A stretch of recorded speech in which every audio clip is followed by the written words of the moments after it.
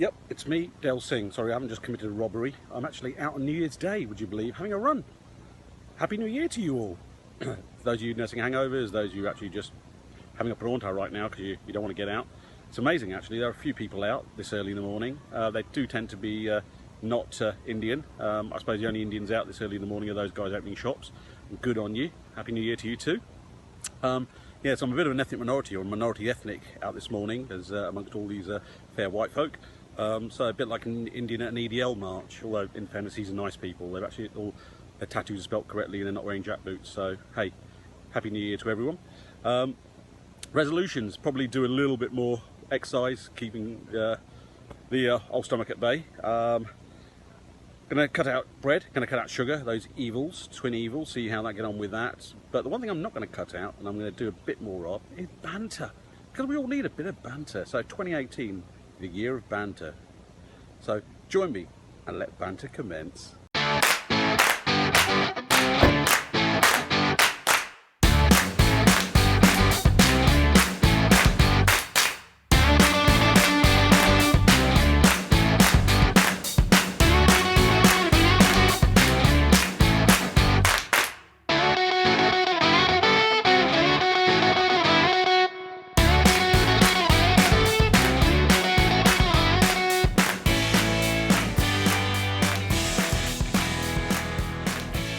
Good evening. Welcome to Late Night Banter with me, Del Singh. And my guest this evening is Preet Kaur Gill, who is Member of Parliament for Edgebaston. Good evening, Preet. How are you? I'm very good, thank you. Excellent. Now, I don't have to call you, go through the Right Honourable thing, because if I have to put Right Honourable in front of everything, then we're going to be here a long time. Yeah. So Preet's good? Preet is good, yeah. Excellent. That's great. Preet, well, thank you very much for taking part in this. And you can relax. It's not going to be as awful as it sounds. It is banter after all. Yeah. So there we go. Preet, obviously, congratulations on becoming MP for Edgebaston. But also at the same time, congratulations on your maiden speech in the House, which is on YouTube and other popular places. So, Yeah. and it was a bit of a blinder. Yeah. Was that kind of unnerving doing that? Yeah, I think so. I think it's the first time you're really going to speak in the chamber. And it's recorded by Hansard. You want to kind of get so many things in there, but Right. at the same time, you don't want it to be something that then just you end up just people lose interest. Yeah. You want to talk about things that really matter to you. Mm-hmm. So I had a really busy summer in terms of I was moving house. It was my sister-in-law's wedding, Right. and you know I didn't want to rush my maiden speech either. Right. So there is this kind of pressure.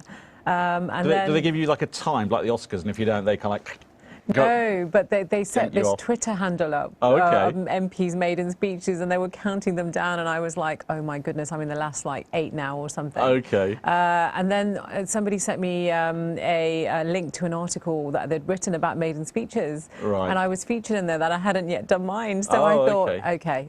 when I go back, I'm definitely going to do it. Yeah, must do your homework. Absolutely. So it was good because, look, you want to talk about the real important Sikh issues as well as the issues for the constituency. And the things that you feel really strongly about. So, yeah, Okay. so I'm glad. That's great. Well, just rewinding back a little way, you know, growing up in Birmingham, I know sort of with daughters and indeed granddaughters, they all have sort of aspirations normally to kind of like, well, my granddaughter has an aspiration of starring in the next Frozen, I can imagine.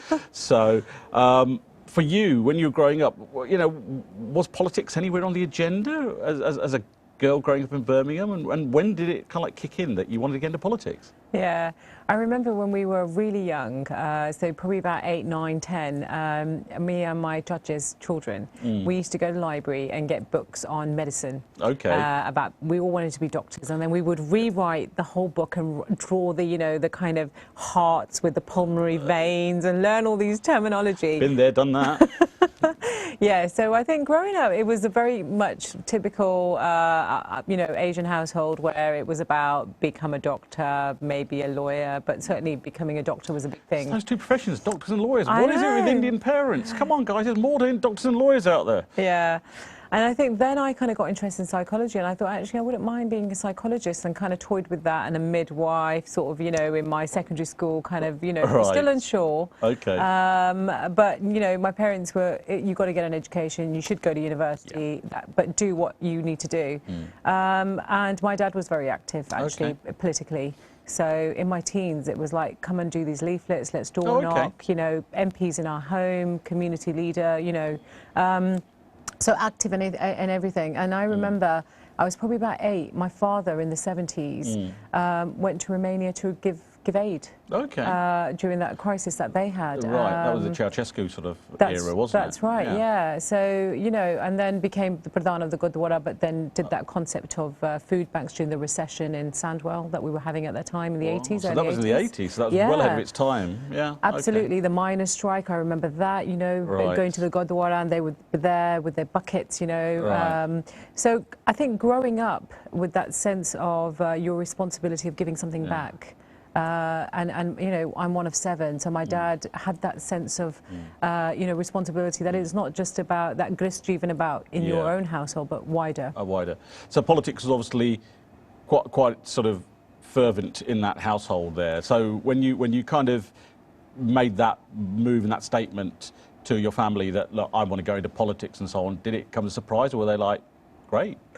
So yeah, so I think what was different is my dad and I always used to watch like anything around politics, you know, any program about politics. And my siblings used to tease us and say, oh, you know, look at you, you're into politics, sitting with dad, watching these shows, how boring. It was that kind of, you know.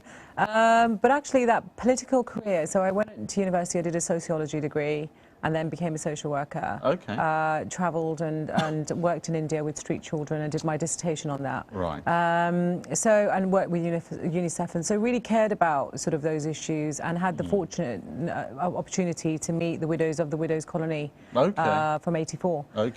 So there are lots of things growing up and experiences that kind of then start making you think about, actually, what is it that I really want to do?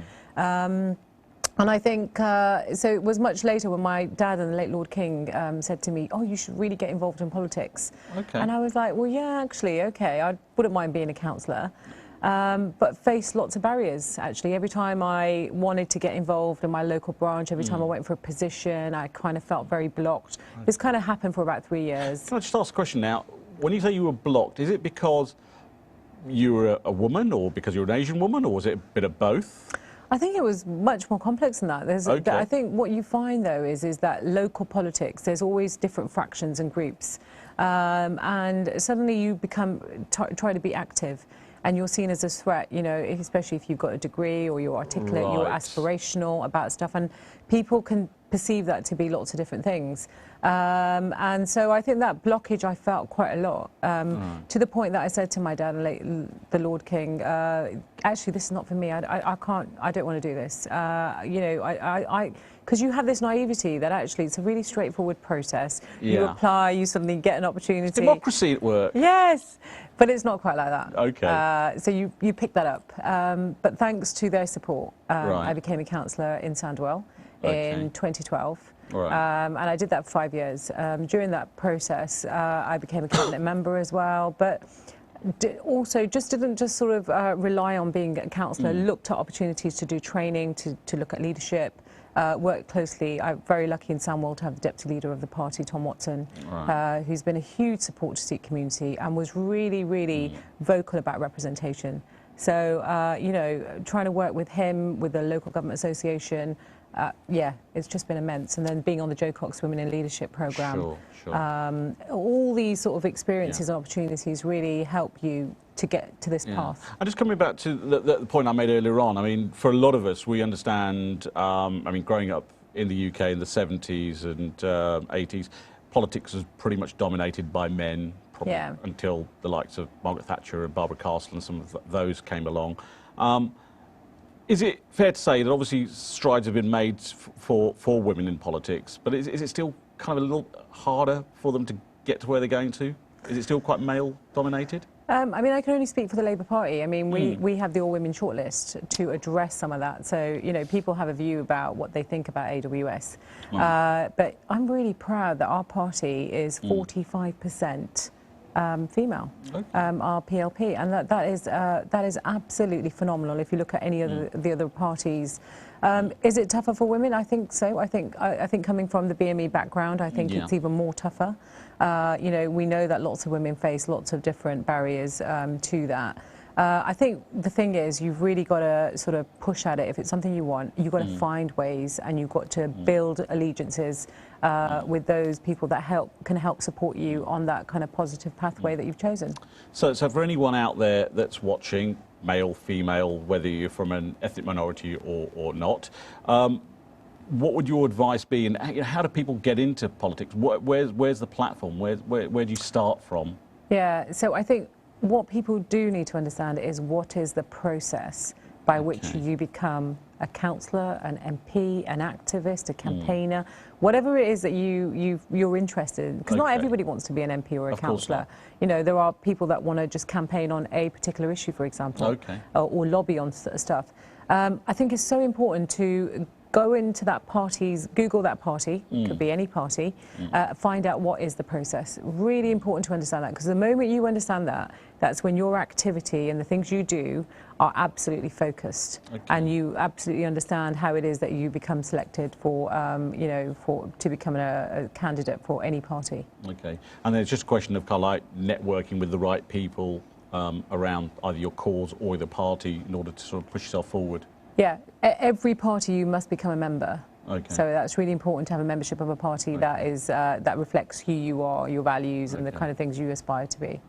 Now, Preet, you touched on the fact that obviously your father was politically very active, both in the Sikh community here in Birmingham, and obviously had political views and so on. But going back to your own politics, and as you move forward in your career from councillor to an MP now, who for you have been the kind of political role models? Who the guys and girls out there that have inspired you from a political standpoint? I think Tom Watson, definitely. He's really inspired me. Interestingly, his mum was a social worker. She's somebody I worked with in Birmingham, because that's where I practiced. So, you know, I didn't know that until I spoke to him. But I think just, you know, the Murdoch inquiry, the things that he's done, that sort of very believing in something, having that sense of integrity and really following it through. I think it's been inspirational to see his journey. And he's just such an amazing person in terms of really reaching out to the Sikh community and offering me support. So he's somebody I've really regarded very highly. And unfortunately, you know, the late Lord King, my father, there are people like, you know, Dabinderjit Singh. Many will know he's the director of the National Audit Office. He's been a huge inspiration to me. And I think one thing I learned is it's so important to have the right people around you. So being part of the Sikh network, having being with other Sikh professionals who've got the same aspiration of giving back to their community has been an inspiration, because you absolutely need to have that sense of you know, support mechanism for you. There's been so many people I can think of that have helped on that journey. It's interesting. I mean, you talk about the giving it back or paying it forward, or however you want to put it. I mean, for some of our viewers watching here, there is something, some words that are in the Sikh prayer, which I know resonate with me, Sarbat Ka Pala, which means basically welfare of all. Which for me is a brilliant mantra, because often we always care about the welfare of me, and we're less concerned about the welfare of others. And obviously it's a key tenet of Sikhism, and obviously something that you have adopted, and your family, your father was obviously keen on doing as well. Yeah, no, absolutely. I think that's a wonderful way, a humanistic way of living life and contributing and making your contribution to society. It is for the betterment of all. At the end of the day, my constituency reflects people that were of a different party, for example, that, you know, that voted differently. But absolutely, I'm going to represent them and work just as hard as for them as I would for anybody that voted for me. There isn't that kind of difference, and likewise, the diversity within the constituency is huge. So that's a great value base to have. It's probably why I couldn't be a politician, because I just wouldn't work with anyone who didn't like me. But there you go. That's like, you'd be grateful to know I'm not going to get into politics. So, you know, we often hear a lot about broken Britain we live in Britain, and we hear the words broken Britain. Okay, sometimes it's for effect, but if we're talking about broken Britain, what do you see as the things that are broken that you would like to fix or you hope will get fixed? I think the biggest thing that I'd like to change is probably the media. The kind of rhetoric, the kind of sensationalism, those headlines that really cause divide and that have a particular agenda. I think especially post-Brexit, we saw that a lot, especially around the issue of immigration. Okay. You know, I don't think the media helped. We saw an increase in hate crimes against people of race and religion being targeted, so a lot around Sikhs, obviously, because of their physical identity. So I think that doesn't help. If we're talking about bringing people together, having a common sense of shared values and understanding, then, you know, then that doesn't assist that process.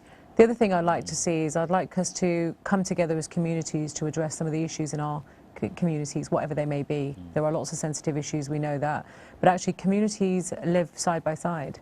I want to see communities absolutely come together and work together on initiatives that affect them in their local constituency. For example, in my constituency, crime is a big issue. Okay. You know, some of the community are much more vocal, that are professionals, but actually I want to start seeing communities come together and actively saying, how are we going to address this so it doesn't affect any one of us? There's that collective responsibility. And so I think seeing more of those kind of initiatives, and I think there's something there about how politicians engage communities, I think, which is really important. We can't sort of underestimate the value of that and how much we want people to take some sense of responsibility as well for things that are happening, certainly where people live. Yeah, I mean, I certainly have had examples of what you've talked about in the media post-Brexit. I know, looking the way I do, I've actually had some sort of verbal abuse and so on. Thankfully, it's not been terribly physical, but it's been verbal, which is still kind of hurtful. Yeah. When you know, people tell you to actually get out of your country, and you think, hang on a second, I was born here.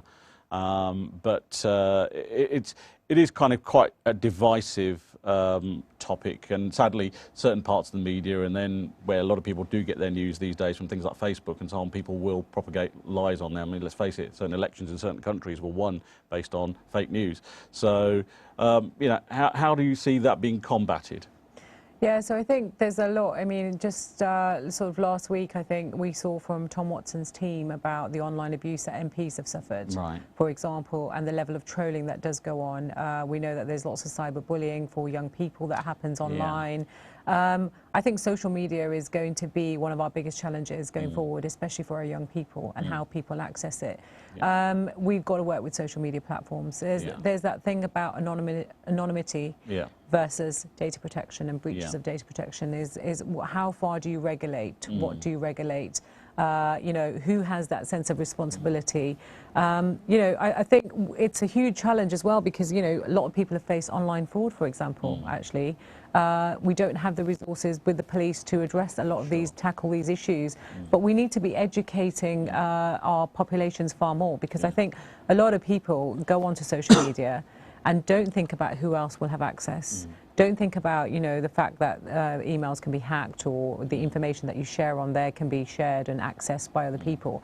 So it's a lot of this is about educating, and some of that we need to be doing with our young people. It's great to see some of the social media platforms on our high street to sort of give that information out. But I don't think social media platforms are doing enough. I was just about to say, I mean, I work, please know I do a full-time job, but I work, and I actually work in the IT industry, and for organisations that basically are at the heart of the platforms we talk about, whether they're sort of Google or Facebook or any of these other platforms, they should have a social responsibility to actually regulate. And it is quite depressing sometimes when they kind of put the shutters up and say, well, we can't let you have that information because we're going to, you know, it'll do away with confidentiality and privacy. But then they kind of like seem to miss out on the fact that, you know, somebody may have died as a result of online bullying and stuff like that, or abuse or trolling. It wrecks lives. So, you know, do you think there's more needs to be done by all of these guys at the top in Silicon Valley to sort this out, and to kind of be a little more open and help work with the authorities and the governments of various countries? Yeah, absolutely. I think you've hit the nail on the head. They've got a sense of social responsibility. They shouldn't just look at this as a money-making business, because actually so many people nowadays use social media for lots of different things. Yeah. And the fact of the matter is that if that was happening in everyday life, so if somebody was being abused, if they were a target of bullying, we'd have a different type of response. Why should it be any different? Because it's online, because it's hidden, because we can't see it, so it's not there just in front of us. It's so dangerous as well, because we know young people are using social media. There's something about maybe as parents as well, knowing what your children are doing on social media, and making sure you're constantly checking their devices that they use and having protections on there for their own protection, for example. Yeah. I think it's so important. Yeah, I totally agree with you there. I mean, sometimes, unfortunately, parents are not as savvy as their kids when it comes to computer, social, and all of that. So maybe they've kind of almost move that out of the way. It's not relevant to us because they're doing it and we don't understand it ourselves and so on. But I know from stuff that I've read these days about bullying that happens online with kids, and then it's only later on the parents find out.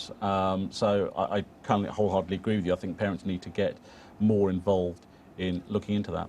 But just moving sideways slightly, let me ask you, obviously, you're full on in your politics and your day job and so on. So, but what is it that you do to kind of like switch off and relax outside of the political world?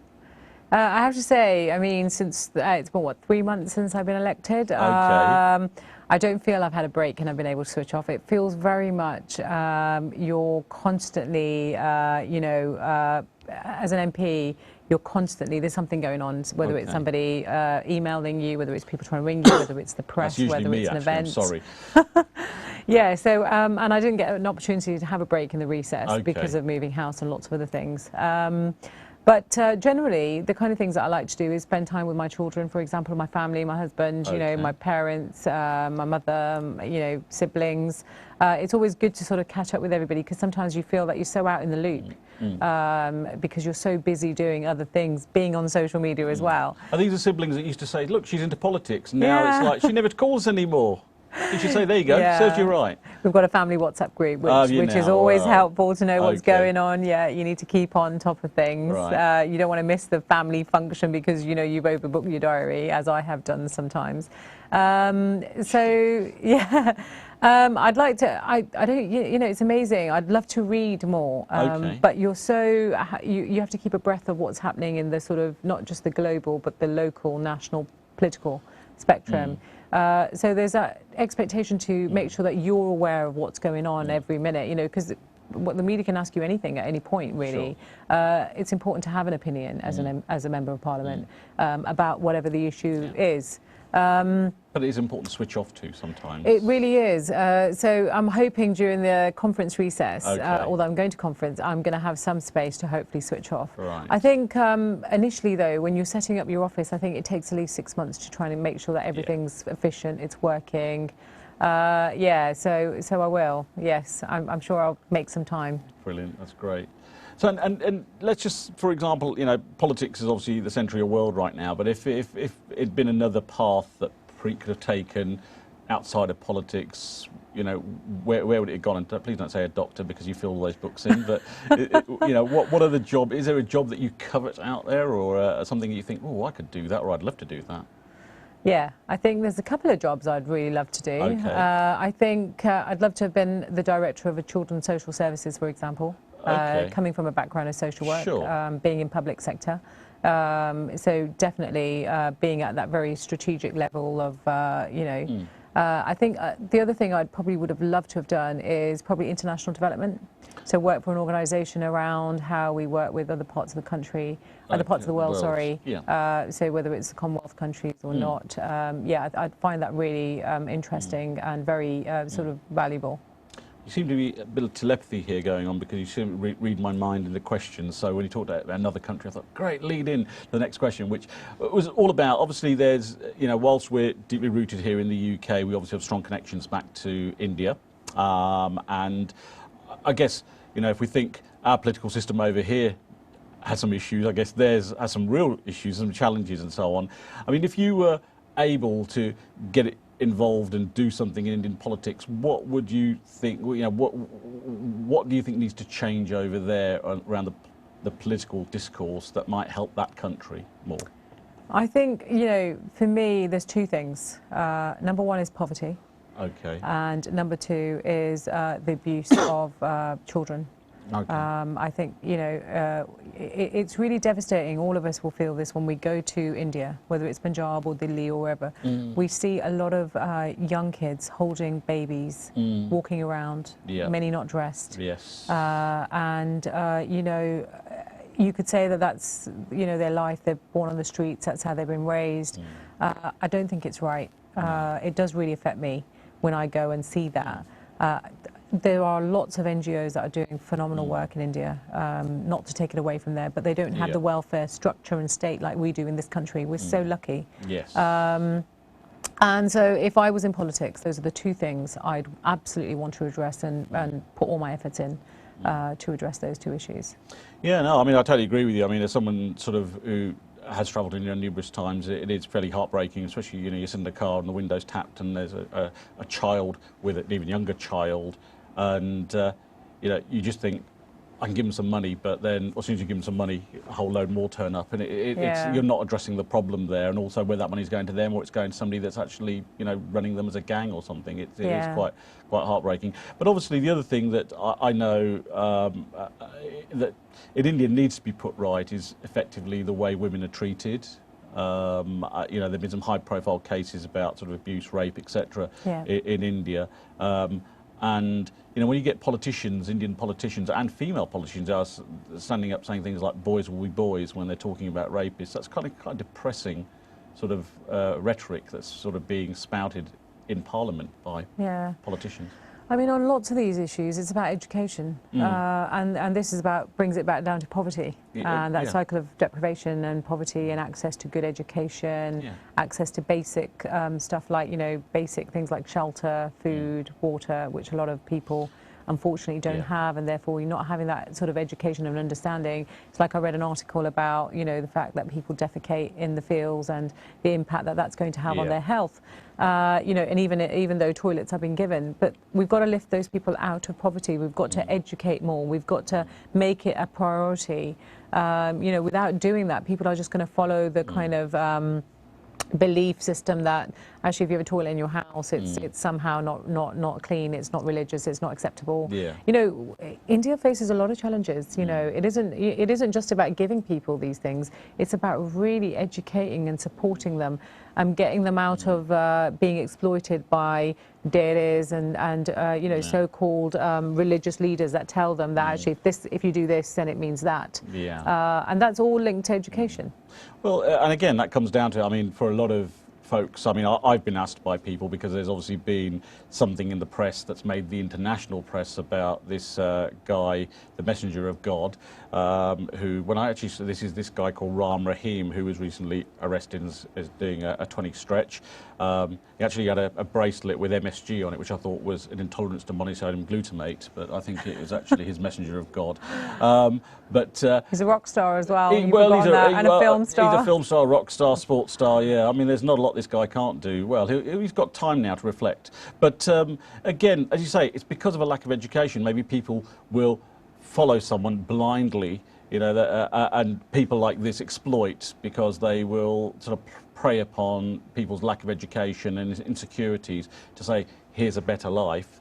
And if that person thinks, well, it's improved by 5%, that's got to be a plus point for me. And so you're right, I think getting rid of those sort of folks out of the equation, sadly, unfortunately, the politics in India sometimes encourages those guys because they bring votes to the table, and that's not a great thing. And that's the problem with him. It was perceived as a huge vote bank, as opposed to a problem. The fact that so many men castrated themselves, you know, why did that not raise questions? Why was, my you legs know, when he said that. That's, you know, sorry, I mean, why would you do that?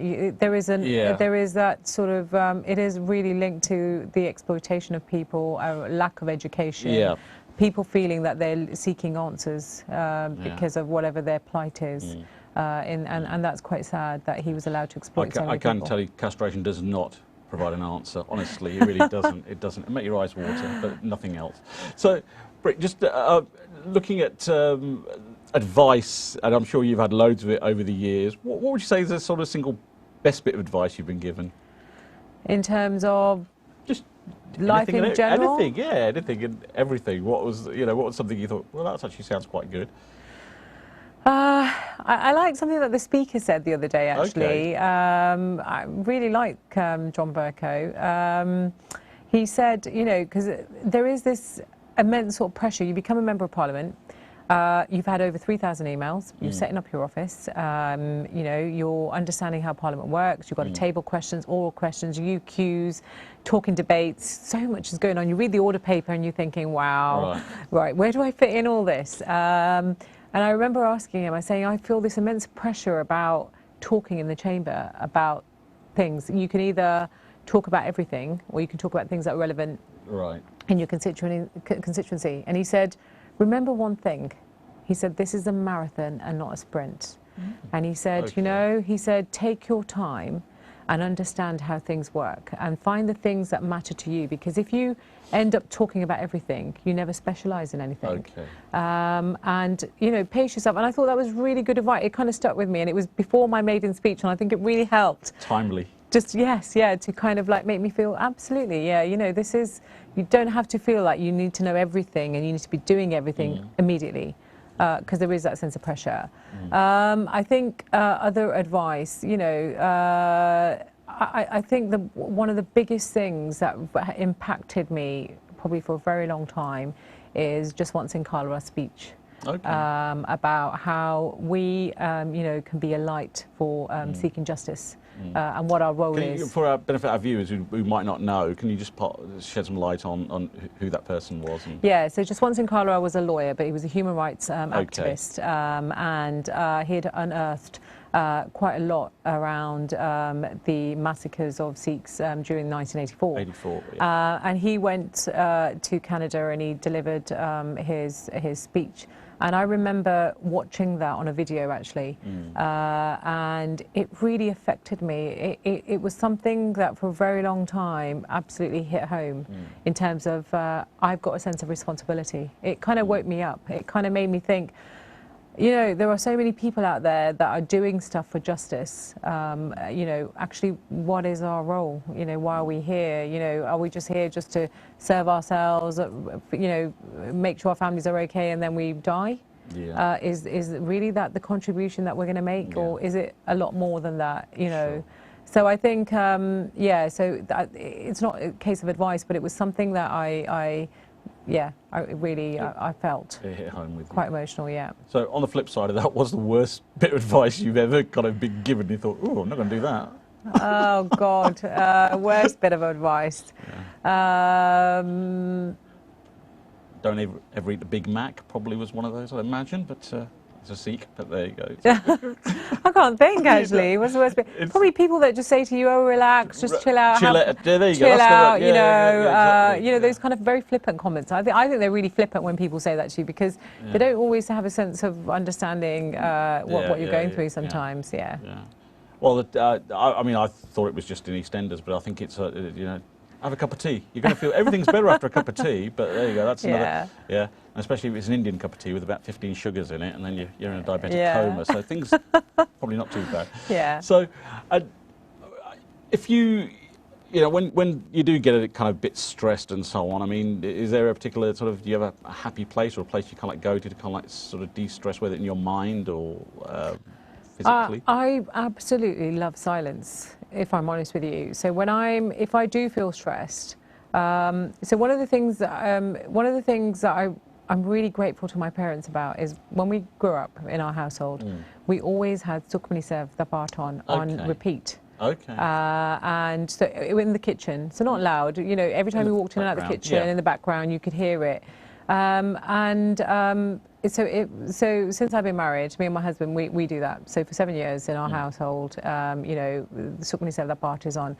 And I have to say, every time I walk into the house, it's very calming. Yeah, it kind of just gives you that sense of, you know, you just feel relaxed. But I would say that the thing that makes me really relax is just sitting in quiet. So one of the things I found in the Commons is the library. You know, and I've spent quite a bit of time there, especially trying to finished writing off my maiden speech, and I've absolutely loved it. It's like pin drop silence. Right. There's quite a few MPs you see there, getting on and doing their work. Seriously, working, not sleeping? No, working. So reading, working. Some of us have this idea of these old fellas sitting in the corner, catching up on some Z's. No. Yeah, and it's I like that kind of environment, which kind of gives you that, because that's the opportunity I have, I think, to reflect about things, is when things are really quiet. Okay. Remind me, don't ever invite me around to your house. There'll be never any silence. It'll be depressing. But that's great. So, just looking at sort of your life outside of politics, and what sort of Preet sort of enjoys and likes and so on. Are you into music at all? Yeah, of course, definitely. Well, I know it's worth asking. So, can you remember the first record or cassette that you, or dare I say CD, because you're far too young to remember 8-track cartridges. So what was the first bit of music you actually purchased? Probably the cassette to Ashki. When it first came out, back in the day, Hindi film it was. Okay. And I remember it was a craze. Everybody listened to it. You had it on your those little cassette books, Walkmans. Yes, Walkmans. God almighty, Walkman. Aging yourself now? I know. And then me and my sister, we'd always buy cassettes. We'd Bhangra, anything that was in at that time, sort of would listen to. So Achanak, I can think of all of that kind of stuff we're really into. Yeah, definitely. So you're definitely into that Desi vibe sort of thing. Definitely. You're down with that. That's great. Okay. Yeah. So go on, I'm going to challenge you now then. So what's the last bit of music you're listening to? What's on your phone? If I said to you, get your phone out, and what's actually the last track you listen to? It's probably Amrinder Gill. No, you've got to show us. I'm not going to just accept you telling me that I think it's so-and-so. I have to go on my YouTube. Let's have a look. What's on my phone in YouTube?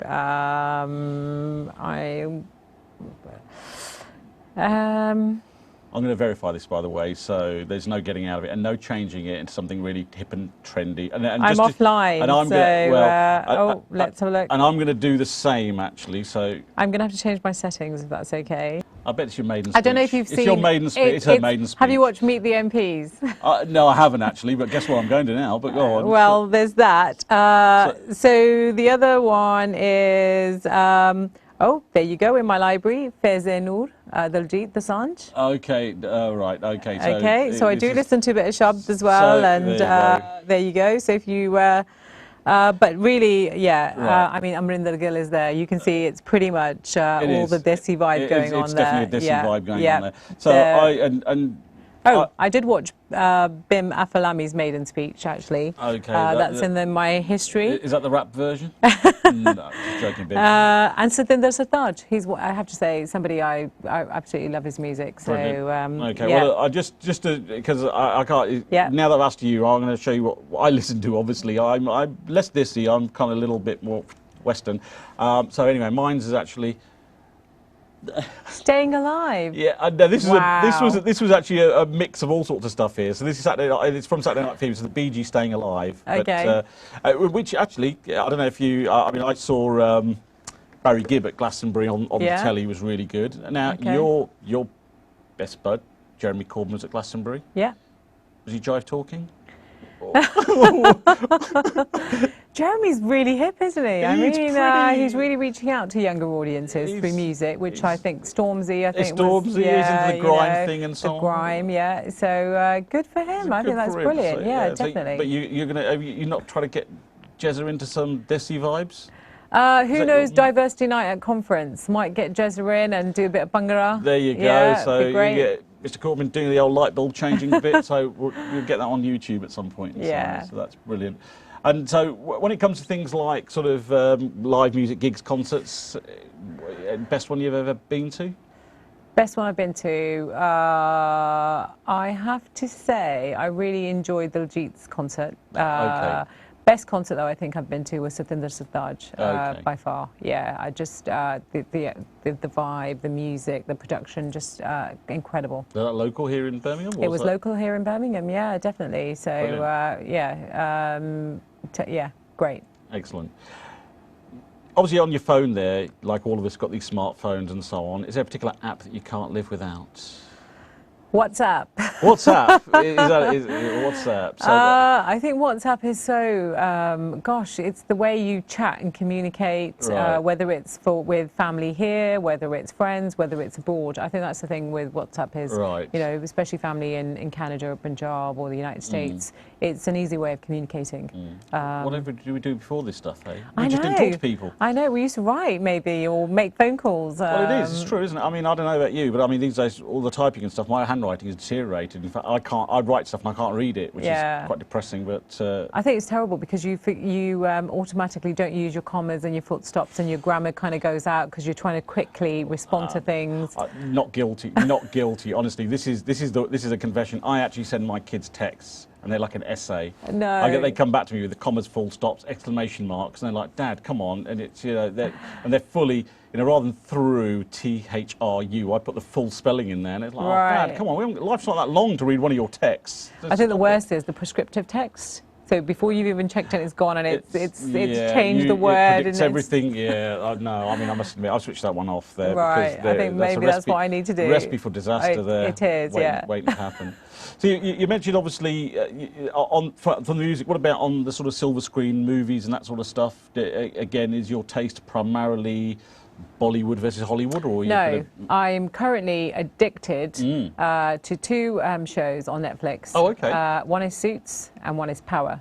Okay. Yeah, I mean... Suits I've heard of, because obviously there's certain Prince's Yes, fiance or soon to be is in that show. Yeah. I'm not aware of Power. What's Power about? Yeah, so Power is really interesting. It's about a guy that's Ghost is his name, and he's involved in behind the scenes, got a drug company, and it's talking about really his life and how he comes across, and yeah, it's you watch it, it's amazing. Okay. It's addictive at the moment. Check that one out and so on. And so outside of Netflix and the TV, is there regular TV? Do you get a chance to watch much regular television, or is it all kind of like question time? If I'm honest, not really. I Okay. don't really get a chance. I mean, if you think about last week, Monday, Tuesday, Wednesday, Parliament finished on Monday at 1:30 a.m. Okay. Tuesday, I left Parliament at 11:30.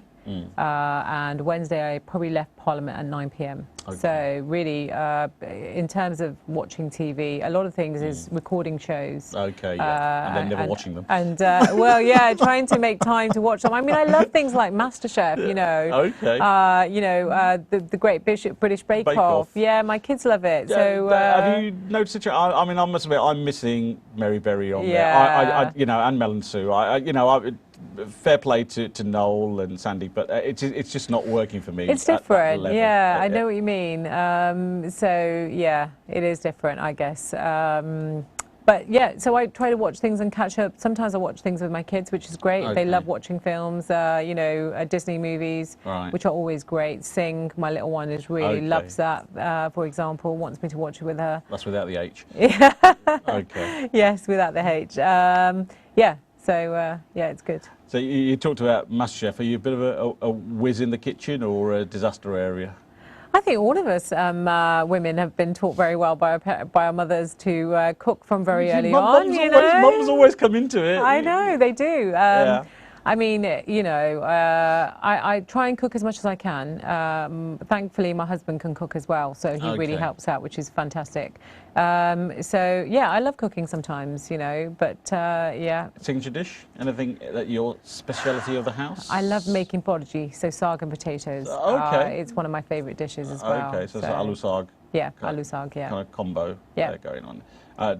Pasta, the kids love pasta. That is fresh. Spaghetti. That's fresh saag, isn't it? That's not Everton. That's fresh saag. Isn't it? Yeah. It's barlog, chopped. Yeah, that's yeah. fresh spinach. It's actually one of my favourites. So yeah, definitely. Brilliant. And I know you talked earlier on about sort of wanting to do more reading, but if is there a favourite book that's sort of out there that you would sort of recommend people read, whether it's something from your past or whether it's something you read recently that's kind of... Oh, there's so many books. I mean, I'd hate to recommend because I don't know what people's tastes are, but I mean, I read a lot of fiction. I like Hanif Qureshi. I think he's a really good writer. I like Salman Rushdie. I like Arundhati Roy, another really good writer. I like a lot of... so I read The Diary of Isabel Eberhardt was a great read. I love a lot of some of the French writers are great. You know, that Voltaire, the old kind of stuff. Okay. So yeah, so I've got quite a range of things that I like to read. Yeah. Yeah, I mean, from a personal point of view, I mean, I know I've read something recently called *Sapiens*, which is a book about the kind of evolution of humankind. Right. Which I know people like Bill Gates and Barack Obama ticked off as their sort of summer reads, and so Right. it was a very good book. And there's a second book as well that the author has written. So it's again worth checking out if you've Okay. got a bit of time on your hands. I will.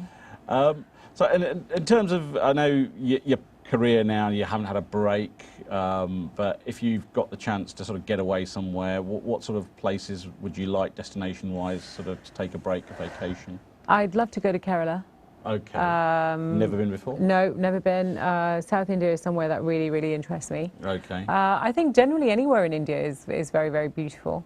Okay. You know, you can never really go wrong as long as the weather permitting is good. Where else would I like to go? I'd love to go to a place like Thailand and Okay. you know, maybe Vietnam. Kids Yeah. are a bit young. Yeah. I really love Miami. I love New York. Yeah. I think, you know, really great vibe. Yeah, so quite varied. Yeah, a lot of places there to see and go to. That's pretty good. So, if you had a chance to, you know, uninvent something, so Room 101 moment, if there was one thing, you know, that you could, a thing that as opposed to a person that you could uninvent that you prayed didn't exist, what would that be? I was going to say mobile phones. Okay. If I'm really honest, because I remember, I think we are losing that sense of that art of writing, that art of picking up the phone or going to visit people and really building those human relationships, because when everything's done through social media, it becomes so impersonal. It kind of, I think it does something to you inside as well. It's like, you know, you kind of, as much as you try to make time for people that are really important in your life, I think it's become such a distraction for all of us. I know it's, for me, it's a challenge. I think my husband would say that it's a challenge as well, you know, trying to come off the social media and, you know, just put your phone away. And we both of us have tried to bring this rule in our house that when we're at home, we put it away until the kids are asleep and then sort of make sure we give them that time. Because I think it very easily can take over your life. And if it can do that to us as adults, imagine what it's like to young people that are on it. Ever tried to take a mobile phone off a kid? Well, mine don't have mobile phones, and I don't think they'll be having them before 16. Sorry, kids. There you go. You heard it first here. You're not getting that for Christmas. So I think probably that, although it's a great innovation of our time, It is, but it is a great conversation killer. And it is hard to explain to kids that there was a time before mobile phones and to people in business. It was like, how'd you do stuff before mobile phones, before email, you know, whatever, you know, how do you talk to Fred Flintstone? You know, it was that far long ago, but the world worked. Surprisingly, the world worked without this stuff, so it's quite interesting. I mean, that's, they can be pretty sort of intrusive. Preet, thank you for that, but before you go, there's a couple of just other things that I did want to ask you. This is a sort of a little feature we're calling Dinner Party.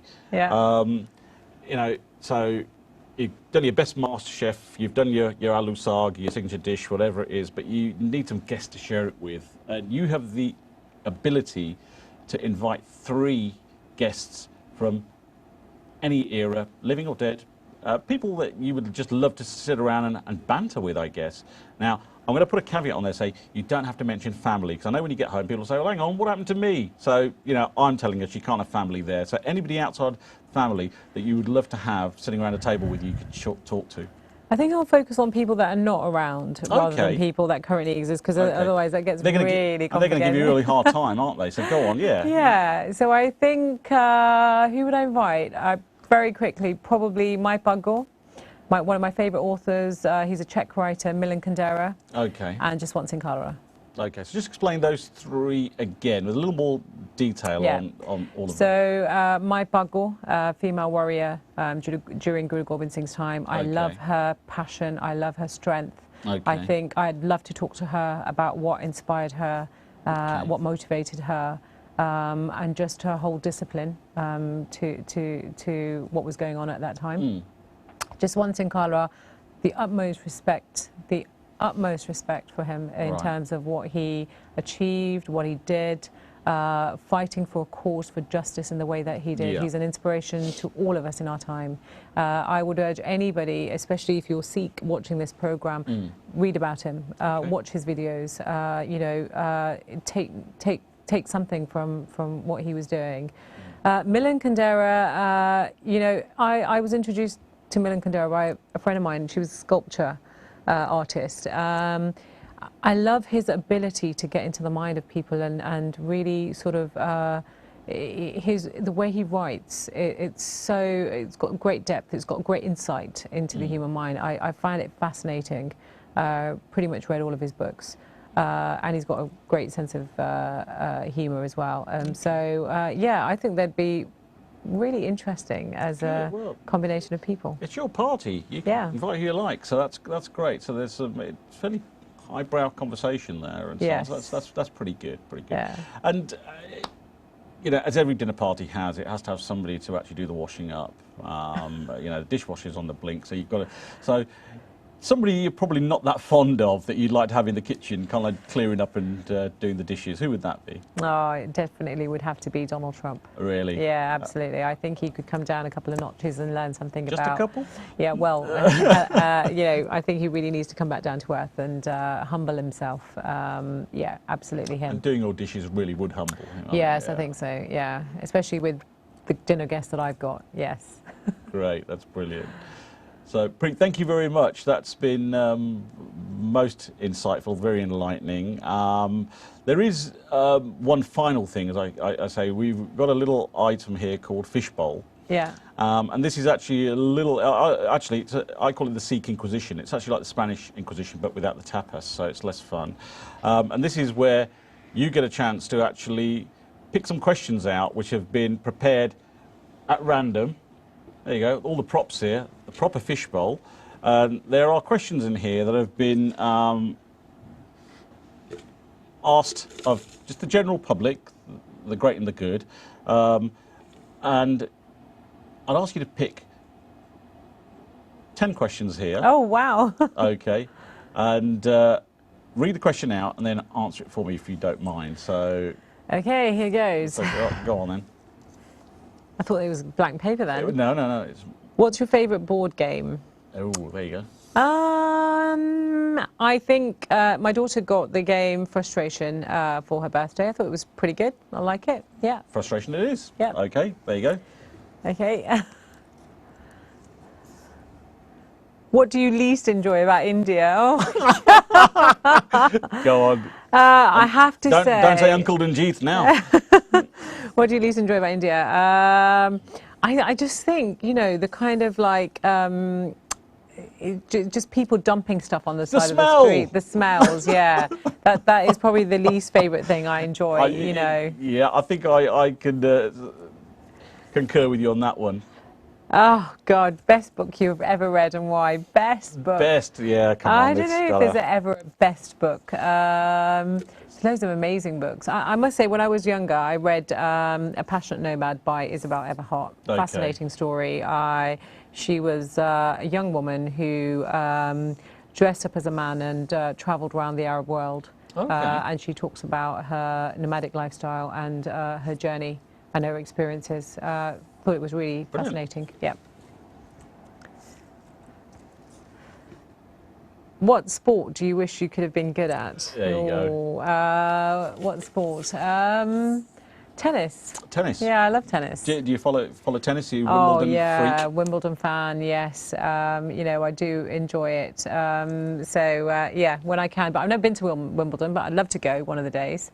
Yeah, it'd be great to watch. That's a bucket list thing to put down there. Oh God, can I change that? No. Go on, you're picking. Oh no, your favourite comic book superhero and why? God, I remember probably the only thing I remember reading was it Beano? Well, yeah, the Beano. Go on. Yeah, Dennis the Menace. You know. Dennis the Menace. Yes, but superhero. I don't know. I can't think. Probably those books. Probably. So, not the Batman, Superman. You're not a Marvel or DC. No, I'm not really into that. If I'm really honest, not really into the whole comic books. We'll but I give know you people. a pass. We'll give you a pass on Yes, that that's one. We'll give you a pass on that. Oh my goodness! Your own time machine. How far back in time would you travel and why? Oh wow, that's fascinating. It's interesting. I mean, I'd love to.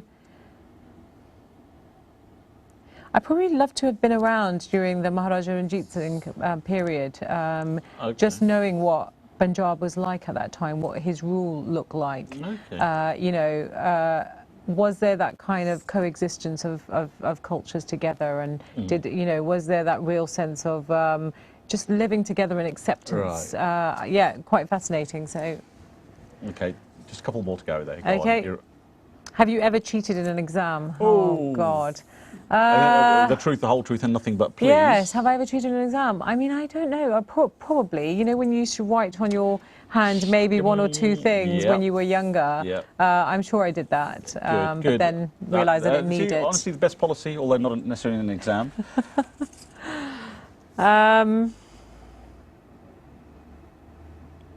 What inanimate object would you like to eliminate from existence?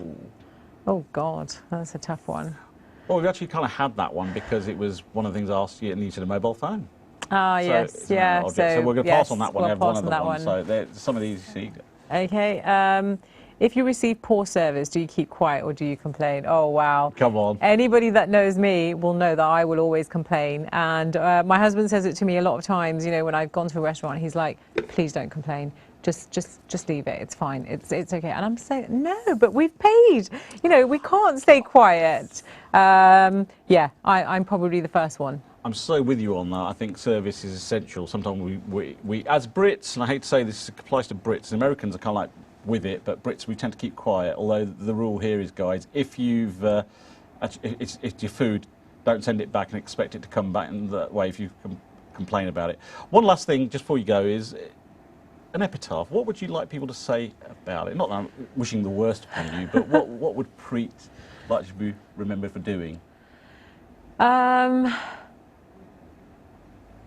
I suppose I'd like to remember to have done something that made a difference to the lives of people. So in my maiden speech, one of the things I did focus on was mental health. I know that a lot has been done, championed across parties around mental health. Loads of organisations have been doing enough. Working as a children's services manager, it's something that I saw day in, day out. Right. It is an area that concerns me deeply because I think there is so much more we can do.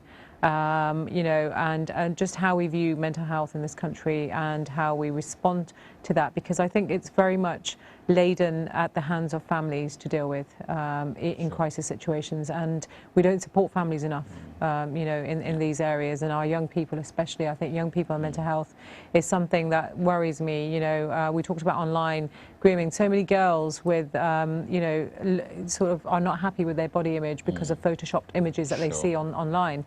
And I think that's really worrying. It's worrying for me as a mother as well, of young girls, to see what the impact is likely to be. So the fact that, you know, look, at the end of the day, we all want to be remembered for doing something that's made a difference fundamentally to the lives of others. And I think that if I can do that in any shape or form, then that would be wonderful. Brilliant. That's great. Preet, thank you very much. Thank you for having me. It's great to have had a bit of banter with you this evening, and wish you all the very best. So thank you very much. Thank you very much.